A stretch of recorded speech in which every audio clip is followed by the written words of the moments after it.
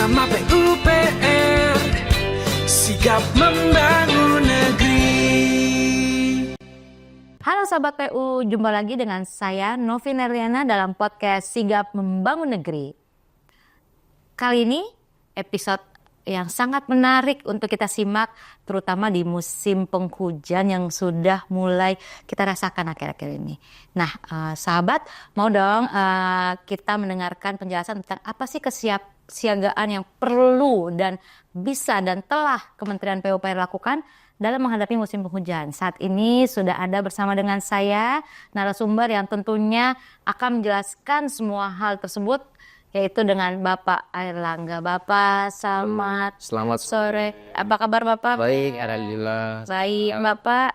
Silahkan disapa Bapak, sahabat PU. Halo sahabat PU, saya Airlangga Marjono, Sekretaris Direktorat Jenderal Sumber Daya Air. Baik, Bapak. Sehat, Bapak? Alhamdulillah. Alhamdulillah sehat. Bapak, ini kan kita sekarang sudah masuk musim penghujan ya, Pak. Jadi terutama akhir-akhir ini sudah banyak terdengar tentang risiko bencana. Dan bahkan bencananya sudah terjadi gitu, Pak. Ada banjir, ada longsor. Nah, apa aja sih Pak langkah yang sudah diambil nih Pak oleh Kementerian PU, khususnya Direktorat Jenderal Sumber Daya Air, untuk memitigasi dampak bencana tersebut? Pertama-tama perlu saya sampaikan ya Mbak Novi ya, bahwa bencana banjir itu tidak bisa hilang. Ya. Bencana banjir tidak bisa hilang. Yang kita bisa lakukan adalah mengurangi risiko terjadinya bencana.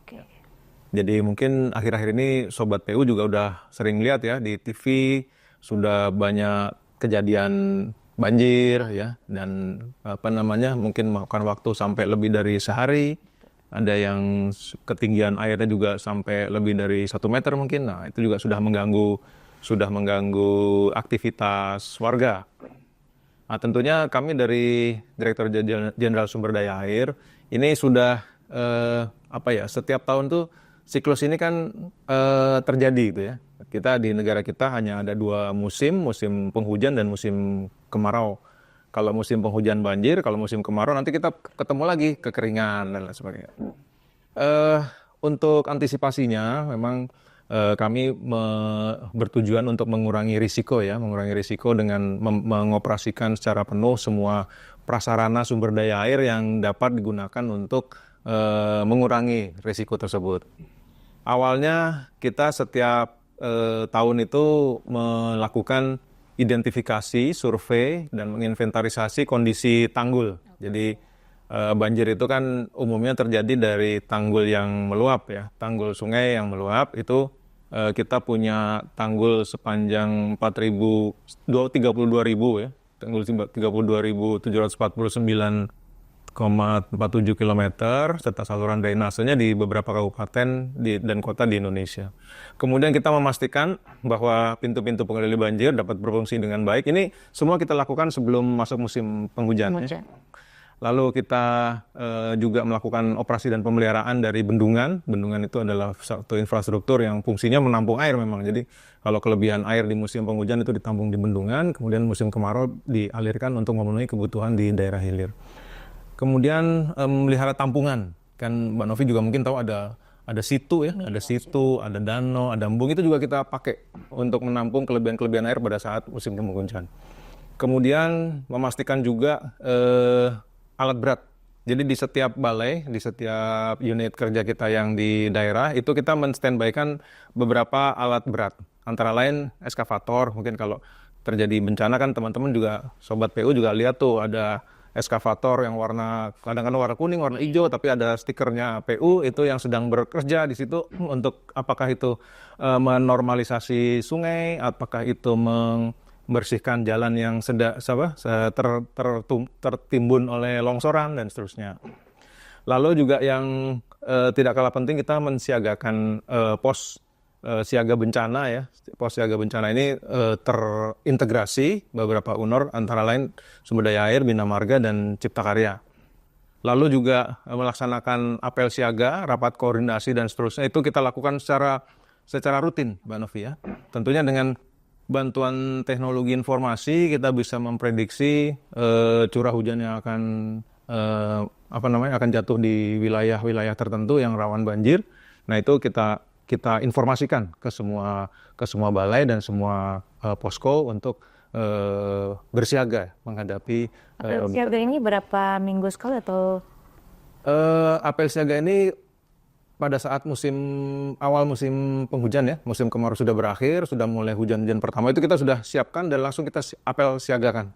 Jadi setiap tahun pasti kita apel siaga selama musim penghujan sampai dengan nanti menjelang musim kemarau itu kita siaga terus. Tapi awalnya di awal musim hujan, tapi setiap saat kita terus berkoordinasi terus. Pak, ini kan melihat perakiraan cuaca yang cukup ekstrim ini ya Pak. Diperkirakan pada akhir tahun ini memang cuacanya ekstrim ya Pak. Kayak kira-kira ini aja selalu hujan gitu.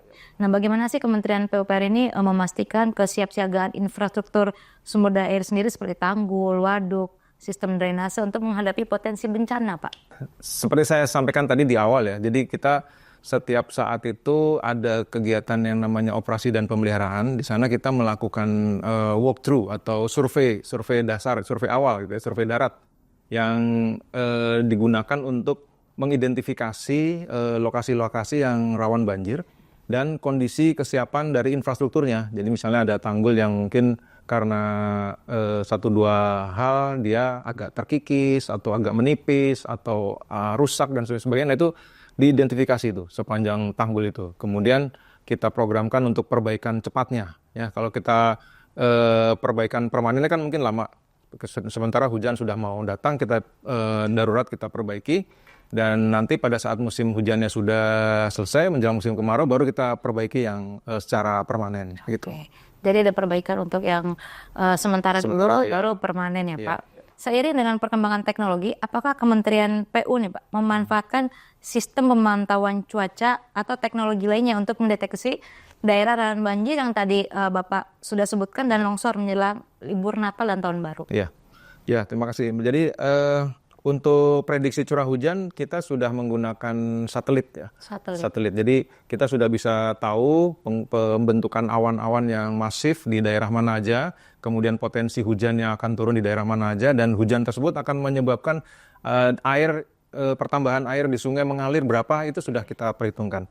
Dan kita memanfaatkan juga sistem informasi manajemen yang kita kenal dengan nama SIMADU ya, aplikasi SIMADU yang berfungsi untuk sarana pemantauan secara integrasi ya, dari mulai cuaca, kemudian dalam hal terjadi bencana, kemudian kesiapan kita memobilisasi bahan material banjiran, kemudian mobilisasi alat dan sebagainya, itu bisa dimonitor di SIMADU itu.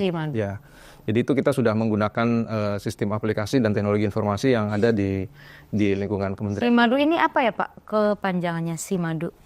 Sistem pemantauan terpadu. Iya. Itu apakah sahabat PU bisa akses Pak atau hanya tim internal untuk pemantauan dari SDA saja yang bisa akses SIMADU ini? Kebetulan kalau aplikasi ini memang internal internal di kita ya untuk menggerakkan sumber daya yang ada ya, memonitor, kemudian menggerakkan sumber daya yang ada dalam hal terjadi bencana. Nah, teman-teman kalau memang ada bencana dan di daerahnya ada terjadi bencana, itu bisa menghubungi ke balai besar wilayah sungai atau balai wilayah sungai yang ada di provinsinya, kemudian untuk dikoordinasikan secara terkoordinasi dengan pemerintah daerah tentunya ya dalam hal terjadinya bencana. Jadi insya Allah kita akan siap membantu. Bapak, kalau nomor aduannya sendiri ada tidak Pak untuk bencana? Mungkin nanti bisa kita aja ya, di website aja ya? Masuk di website ya, website sdapu.go.id. Websitenya di sdapu.go.id ya, sahabat. Oke Pak, berikutnya sejauh ini ya Pak, bagaimana sih Pak koordinasi antara Kementerian PU, BMKG, BNPB, dan kementerian atau lembaga terkait lainnya dalam memantau potensi bencana yang disebabkan oleh hujan? Apakah ada sistem peringatan dini Pak yang sudah terintegrasi untuk memberikan informasi kepada masyarakat? Jadi Kementerian PU, khususnya Direktorat Jenderal Sumber Daya Air, tadi seperti saya ceritakan kan punya unit pelaksana teknis ya, balai besar atau balai wilayah sungai yang tersebar di seluruh provinsi. Nah itu mereka berkoordinasi dengan lembaga lain yang setingkat. Jadi BMKG itu kan di daerah juga ada, kemudian BPBD juga di daerah juga ada, TNI Polri juga demikian. Itu mereka pertama pasti apel siaga bencana tadi, seperti tadi ya, apel siaga bencana, kemudian membangun komunikasi dan posko bersama dalam hal nanti terjadi bencana, mudah-mudahan enggak, itu mereka akan bisa bergerak dengan cepat, dengan didukung dengan peralatan yang ada dan material yang sudah standby. Itu kira-kira Mbak Novi. Oke, siap Bapak. Pak, ini sudah kita masuk bulan-bulan musim hujan ini biasanya Nataru ya Pak? Ya. Mau libur Nataru, libur Natal 2024 dan Tahun Baru 2025. Nah, Pak, ada nggak sih upaya yang lebih intensif nih Pak untuk memeriksa kesiapan infrastruktur sumber daya air di jalur yang sering dilalui pemudik pada liburan Nataru? Ya, kita sudah mengidentifikasi kira-kira jalan itu lewat sungai mana aja gitu ya. Biasanya kan yang tempat bencana kan di sungai-sungai itu.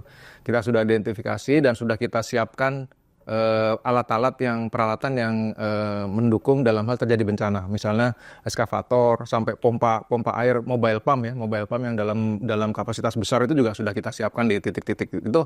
Kita sudah siap dan kita sudah koordinasi juga dengan teman-teman dari Ditjen Bina Marga dan mungkin juga kalau jalan tol dengan badan usaha jalan tolnya. Kalau jalan tolnya melewati sungai juga kita waspadai. Ya. Gitu.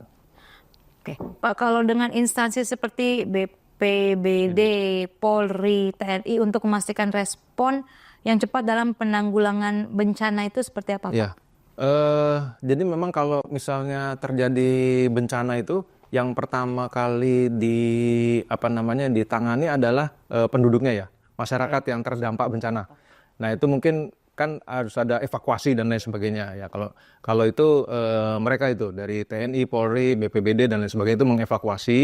Nah nanti pada saat bencana itu memang mempengaruhi prasarana kita, ada ya tanggul yang jebol atau tanggul yang rusak dan seterusnya, baru kita tangani dengan yang tadi darurat tadi, kita tangani dengan darurat.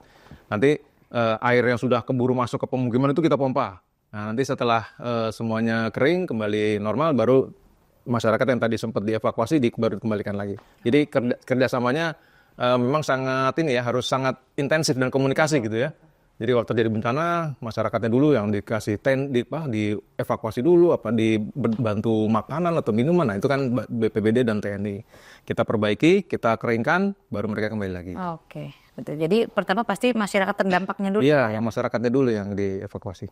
Oke. Pak, bagaimana bila terjadi banjir atau longsor yang mempengaruhi infrastruktur vital seperti jalan dan jembatan? Apakah Kementerian PU mengkoordinasikan upaya pemulihan, perbaikan untuk memastikan akses? Mungkin termasuk salah satunya tanggul ya Pak? Iya. Jadi itu tadi kalau terjadi banjir yang sampai memutus jalan misalnya ya. Nanti kita lokalisir dulu tuh airnya ya, kita lokalisir airnya, kemudian kita pompa, kita buat tanggul sementara, kita pompa sampai jalan yang akan dipakai itu bisa kering ya dan bisa dilalui, baru nanti setelah itu kita buat tanggul yang permanen, yang lebih permanen itu. Pak, sementara menunggu jalan kering itu biasanya apakah diberikan akses lain atau seperti apa? Kita lihat situasinya ya. Kalau kita survei memang ada jalan alternatif, kita belokkan jalan alternatif. Tapi kalau tidak ya memang harus kita tutup dulu. Kita tutup dulu. Mungkin ya ada kemacetan sampai dengan dia kering kembali gitu ya. Okay. Tapi tetap kita berusaha untuk bisa dilalui secepatnya lah gitu. Wah, ini sudah banyak nih Pak kita nih sharing-sharingnya nih Pak. Satu lagi nih Pak, terakhir. Apa sih Pak pesan yang ingin Bapak sampaikan kepada sahabat PU terkait dengan kesiapsiagaan menghadapi cuaca ekstrim dan bencana pada libur Natal 2024 dan Tahun Baru 2025? Mungkin banyak yang mau liburan. Iya. Yang penting pertama yang sangat mendasar ya, kita harus menjaga sungai-sungai kita ya.